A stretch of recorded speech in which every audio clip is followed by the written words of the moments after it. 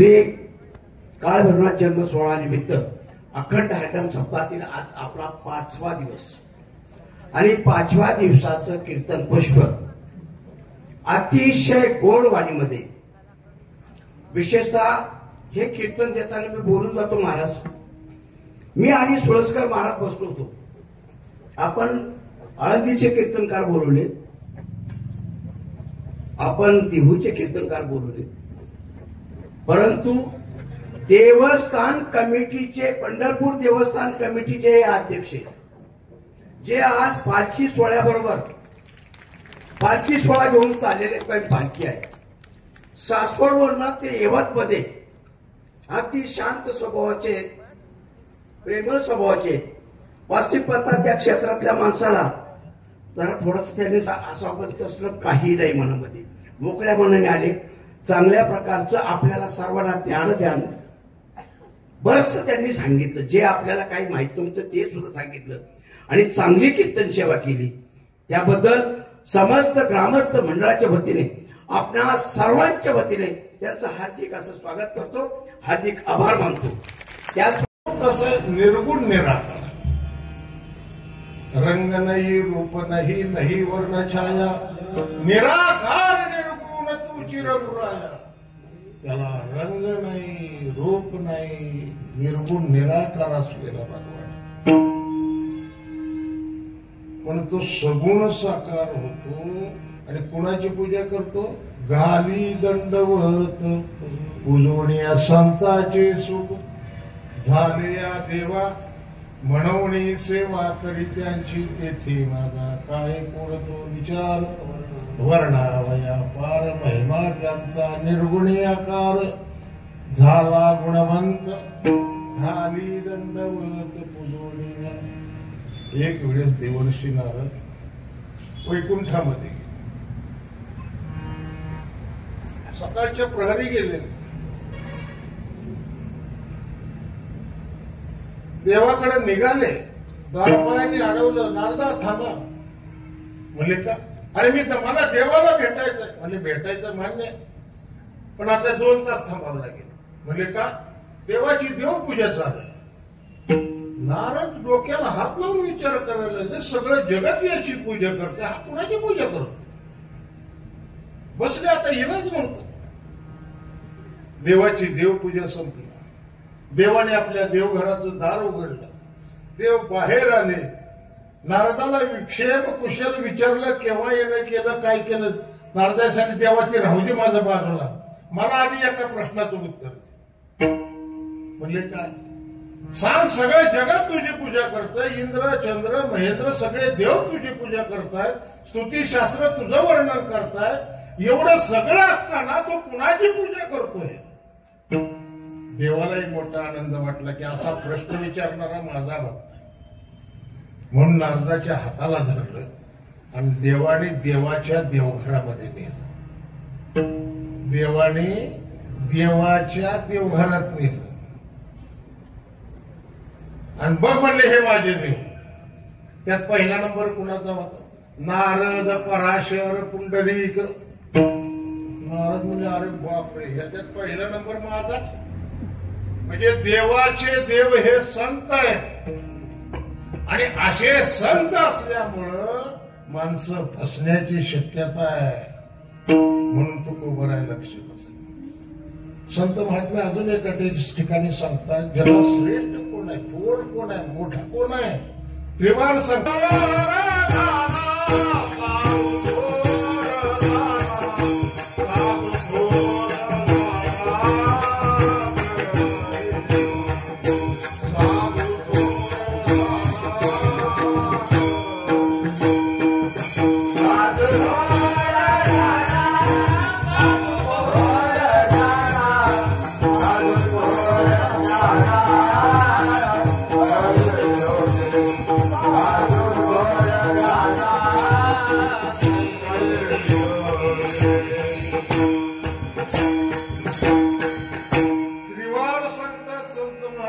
जगात थोर कोण आहे, मोठा कोण आहे? साधू थोर जाणा, साधू थोर जाणा, साधू थोर जाणा कलियुगी. आता आपण शेतकरी माणसं, आपल्या शेतामध्ये काहीतरी धान्य आलेलं असतंय, काही भाजीपाला पिकवलेलं असतं.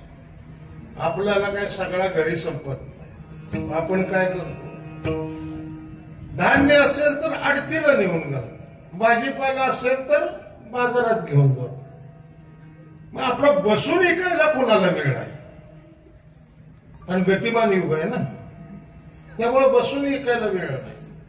मग तिथं जायचं, ते आडतीवर ते काय असेल ते भाजी लावायची किंवा ते धान्य लावायचे. खरेदीदार असतात व्यापारी, मग ते तिथं जातात, तो माल मागतात, प्रत्येक जण मागतो. ज्याला ज्या भावात परवडेल तो मागत राहतो.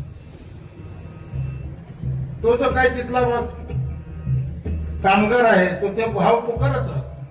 10,000, 10,000, 10,000. तर तोपर्यंत म्हणतो 11,000, 11,000, 11,000 एक वार, 11,000, 11,000. तोपर्यंत मृदंगाचार्य म्हणतात 12,000. एक वार गेला, बाजूला पडला. 12,000, 12,000, 12,000. बराच वेळ पुकारतो. पुन्हा म्हणतो 12,000 एक वार, 12,000 दोन वार. तोपर्यंत गायनाचार्य म्हणते 13,000. 2 वार गेले, बाजूला पडले. 13,000, 13,000, 13,000. बराच वेळ म्हणतो. पुन्हा 1 वार, 2 वार, 3 वार. टिपा म्हणले नाना महाराजाच्या नावात.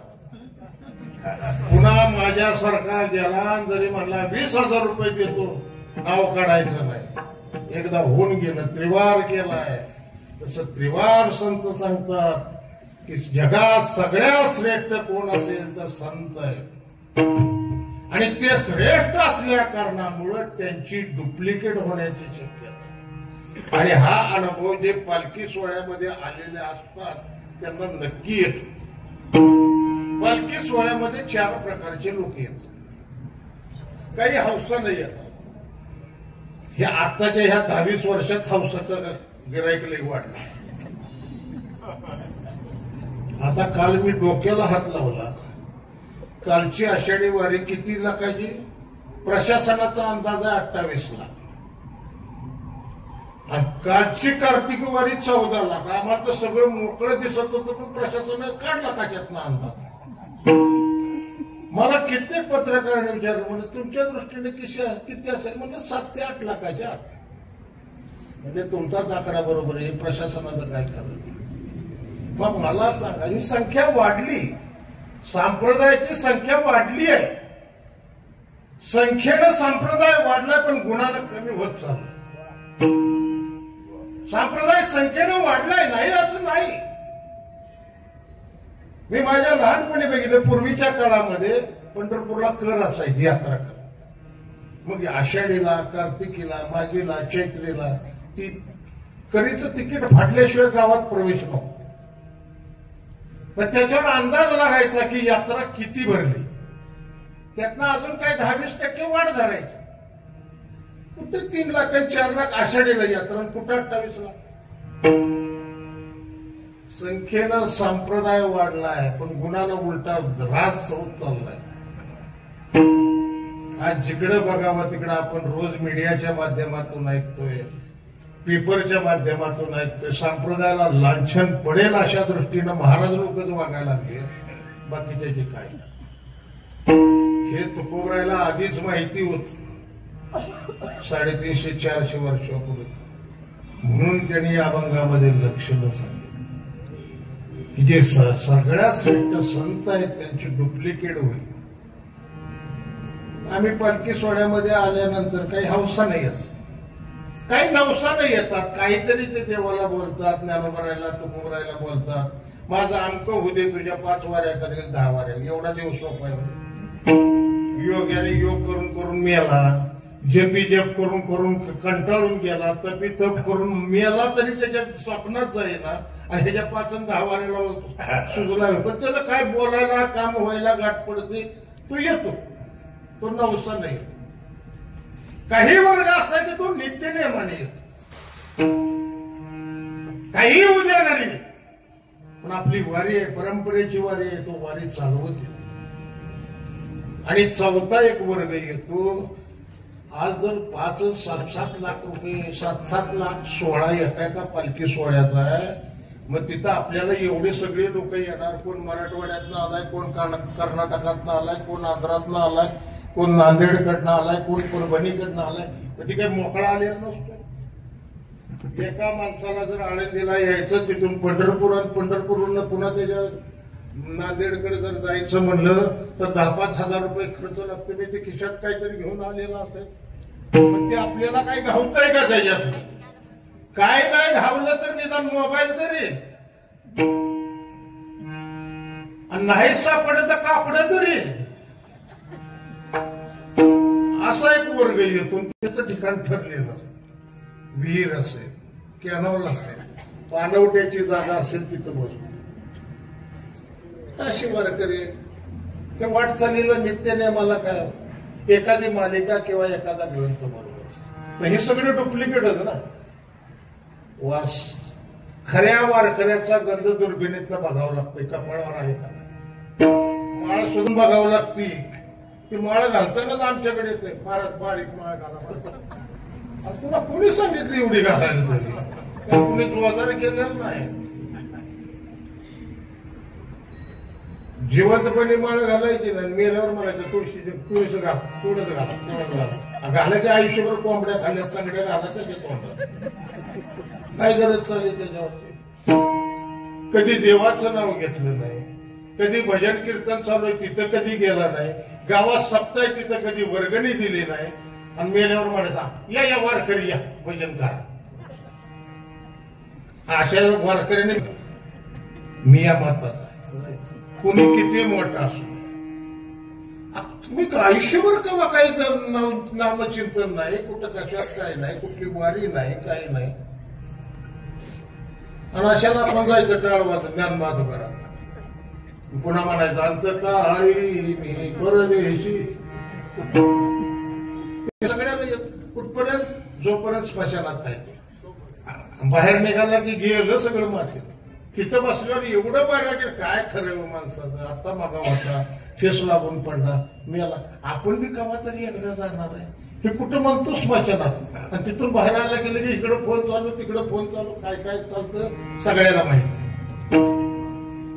असे जगात सगळ्यात श्रेष्ठ संत आहेत, त्यांची डुप्लिकेट होईल. म्हणून तुकोबराय या अभंगातून लक्षण असं 3 महत्वाची लक्षणं तुकोबरायाने सांगितली. लक्षणं ही 2 प्रकारची आहेत. एक अंतरंग लक्षण आहे आणि एक बाह्य लक्षण. तर वैष्णवाचं बाह्य लक्षण काय? गोपीचंदन ओटी, तुळशीच्या माळा, हार मिरवती गळारे, टाळ मृदंगाई पुष्पाचा वर्षाव, अनुपम्य सुख सोहळारे, किंवा ऊर्ध्वपुंड्र भाळ कंठी शोभे माळ, कापी जे कडे काळ तया भेणे, कपाळाला गंध, गळ्यामध्ये तुळशीची माळ, पंढरीची वार. हे वैष्णवाची बाह्य लक्षण आहे. ह्या बाह्य लक्षणाने माणसं फसतील.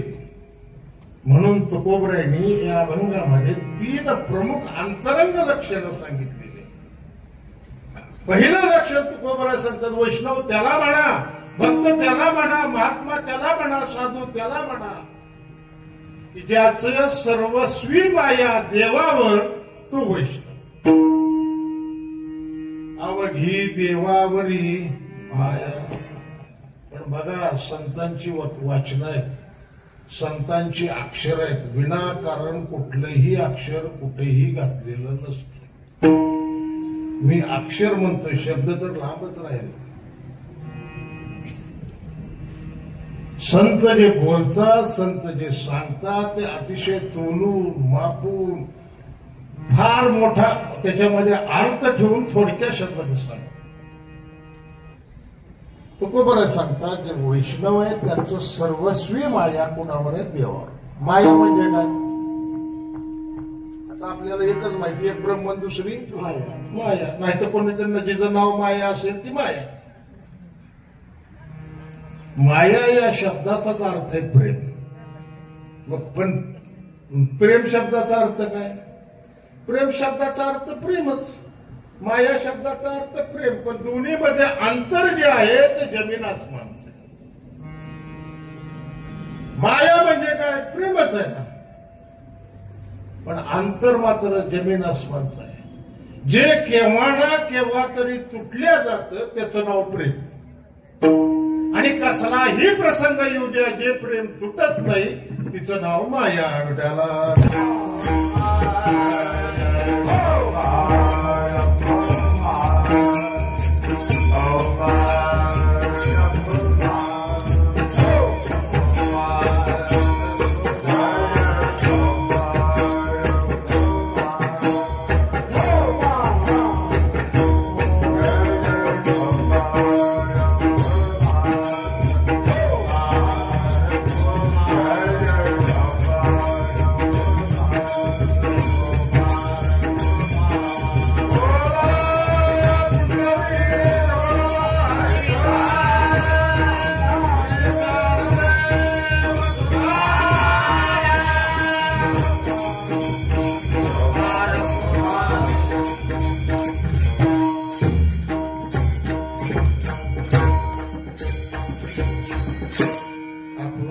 संपून 15 मिनिटं झाले.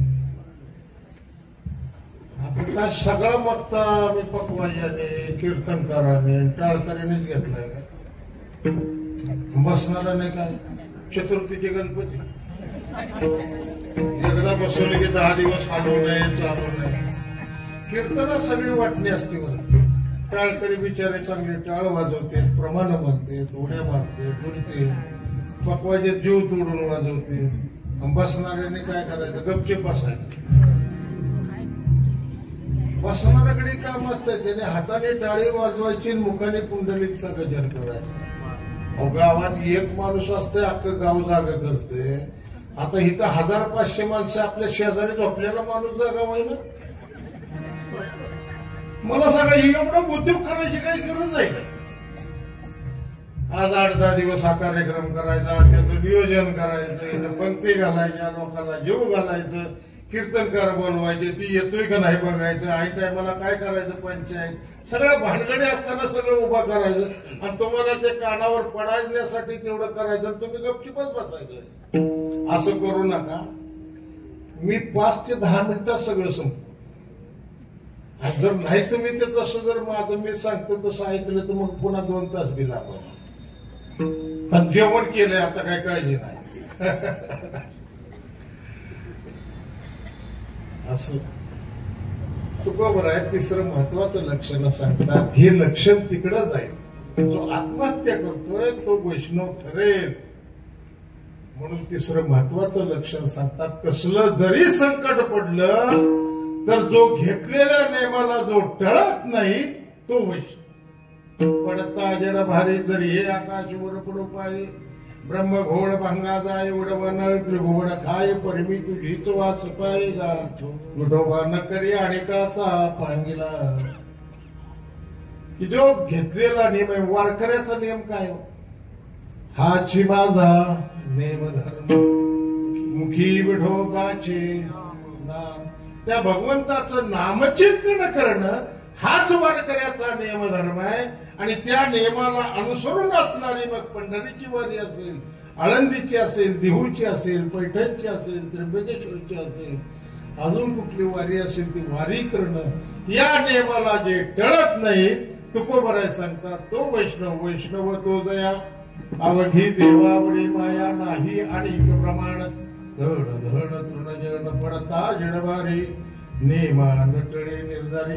मग अशा लक्षणाने युक्त जो कोणी वैष्णव असेल तो कुठल्या का जातीचा असेल, तो का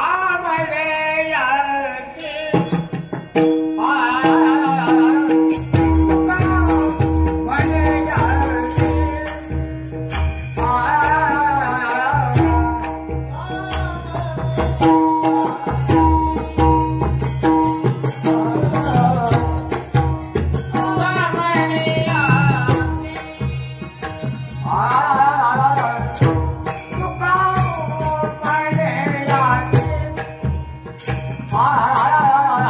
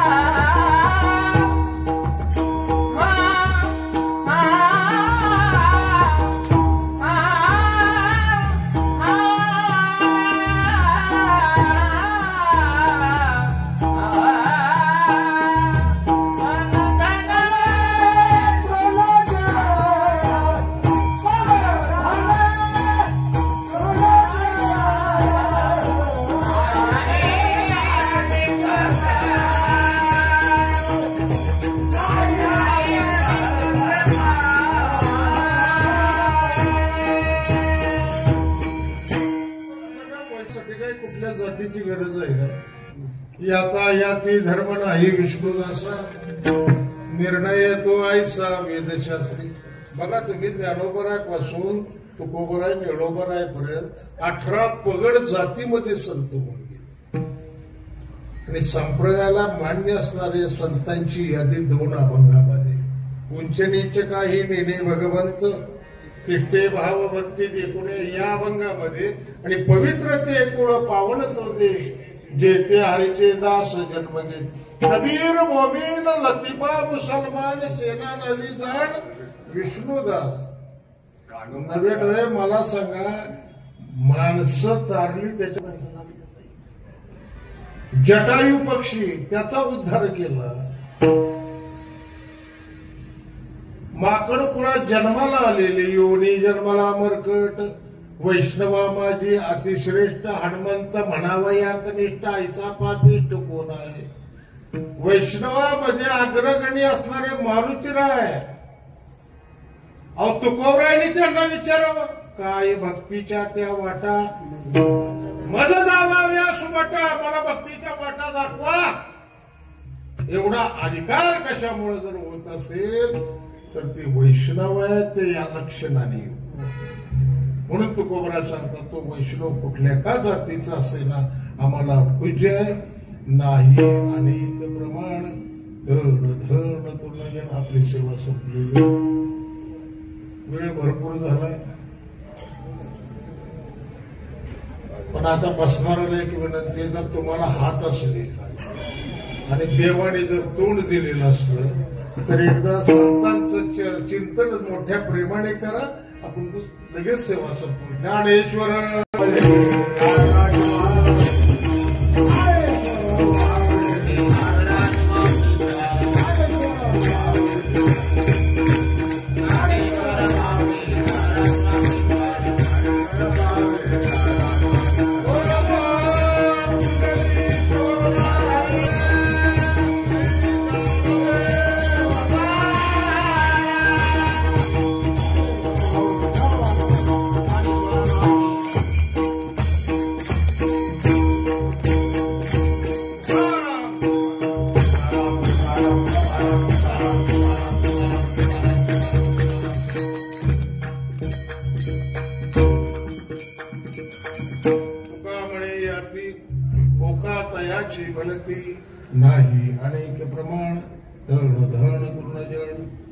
आपल्या कालभैरवनाथ ग्रामदैवताच्या नाथाष्टमी निमित्त झालेली सेवा त्यांच्या चरणी समर्पित करायची आणि सेवेला चाल म्हणायची पूर्णविराम द्यायचं विठ्ठल जय